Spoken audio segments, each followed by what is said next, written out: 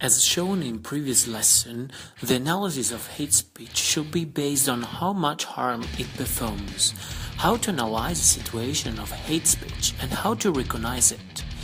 In a generic hate speech situation, we can distinguish four main elements: content, context, the potential target, the source. With reference to content, we can distinguish from generic discriminating situations to focused physical violence or social desegregation. Context covers social and historical aspects that are valid in a precise moment and not in another one.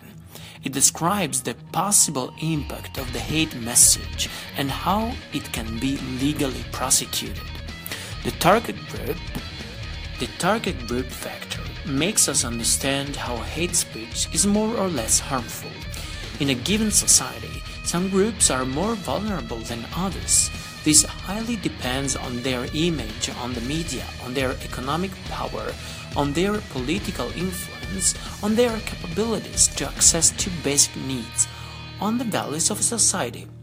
In general, damage produced by hate speech should be the only parameter to analyze it. The source is fundamental to recognize how hate speech works. An unknown blogger's hate speech will be much less powerful than an influencer's statement or a politician calling for discrimination. Hate speech is often justified as a tool of political debate, therefore giving again a sense of impunity.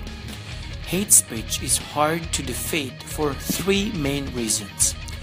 There is still lack of common agreement on how to recognize a hate speech situation and how to legally counteract it. Second, Internet is mostly owned by private companies. How should governments act to regulate it? Third, freedom of speech is also discussed and governments tend to interpret it in different ways. To get deeper into the topic, we suggest you to read the following founding documents. Talk to you soon on WOW Learning Classes.